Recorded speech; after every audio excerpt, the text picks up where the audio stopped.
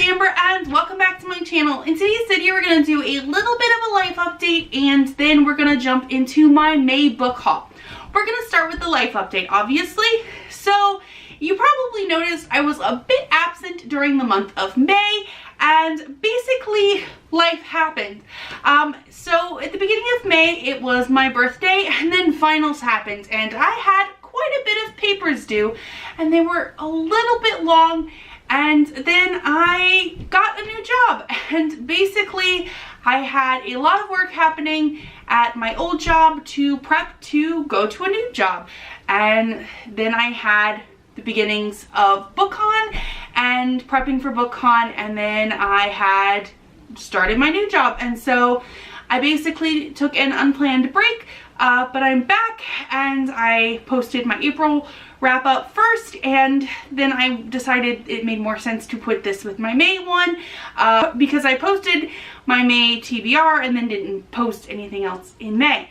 So I figured I would put this with my May wrap up. Did manage to read almost every book that my friends picked out for me, so that was pretty exciting. The first book I read in the month of May was How to Win Friends and Influence People, and basically this was the perfect book to start the month of May with because of, like I said, I was going through the job change. I ended up giving this book 4 stars. I ended up listening to this on audio, which was a good choice as well because I got to kind of hear the logic and hear the thoughts behind it, and it was a good listen. I don't know how to like talk about self-help kind of nonfiction because I haven't really verbally reviewed any because they're more for me I guess. So I ended up giving it 4 stars, but it was a good pick and I'm glad that Sylvia told me to read that one. Next I read Truly Devious. I checked out the audiobook from the library. This is about a girl who goes to this boarding school to solve the mystery. I ended up giving this book 3 stars. The audiobook narrator definitely did not help with this one. However, the cliffhanger on the end of this one definitely was interesting enough to keep me going, and I'm definitely looking forward to picking up the next one. Next, I read What to Say Next, which is basically kind of about 2 teenagers finding each other when they need it the most. I will say that the story was surprisingly darker than I was expecting at times, especially with the cover, which I guess, you know, don't judge a book by its cover. But I ended up giving this one 4 stars because the writing wasn't my favorite at times. Next, I read Far From the Tree by Robin Benway. This one is about adoption, teen pregnancy, foster care. It's definitely, I don't really want to say much else because I don't want to sway you away from this book. I gave it 4 stars. Definitely a very interesting story. Sometimes the writing didn't click with me, but it was a really good story, and it follows 3 characters and each of them are going through their own things, and I definitely recommend checking it out. Next, I read Birthday by Meredith Russo.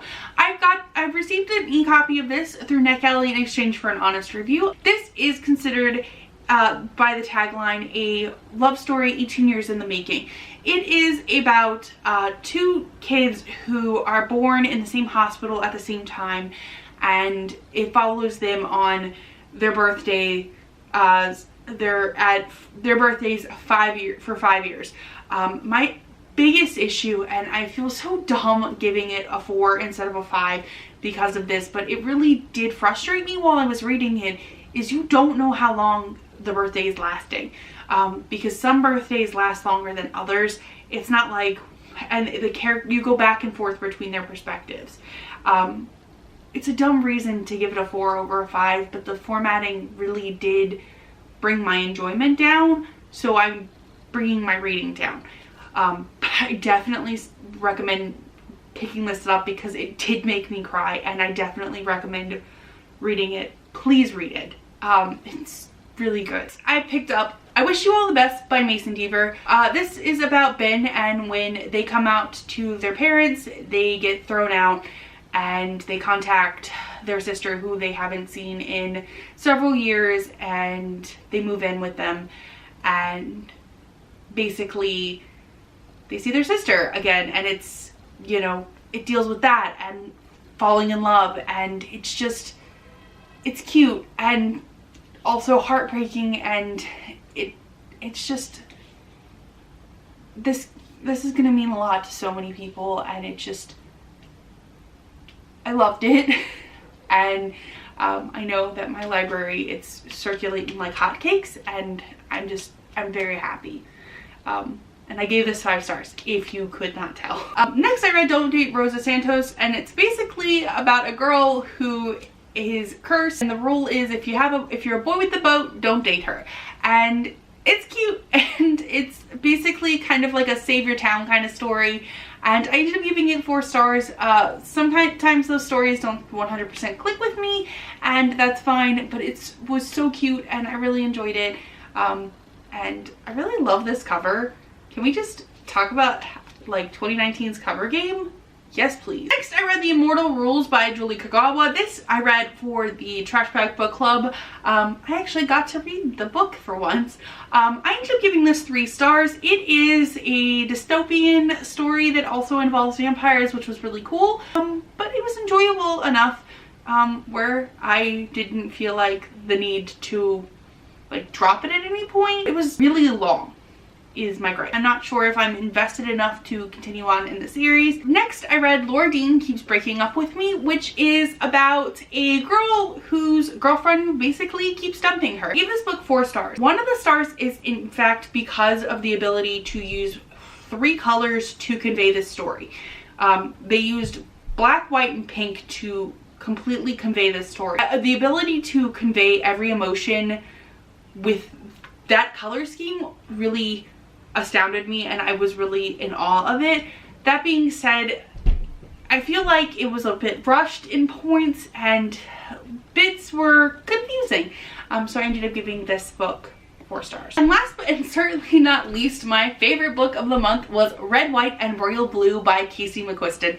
This is a 5-star read, of course, if it was my favorite of the month. What if America's first son fell for the Prince of Wales?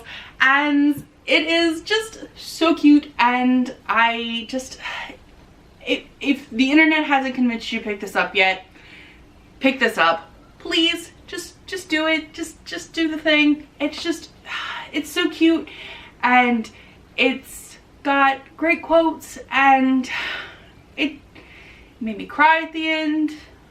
Like, I stayed up past my bedtime the day before we went to New York. It was a grand old time. This was my last book of the month, and it was my favorite book of the month, and it was a great time. 10 out of 10, would recommend. Please read. This is your PSA. So that is everything that I read in the month of May. What about you? What did you read in May? Let me know in the comments down below. If you like what you saw here today, be sure to like and subscribe. Thank you all so much for watching, and have a nice day.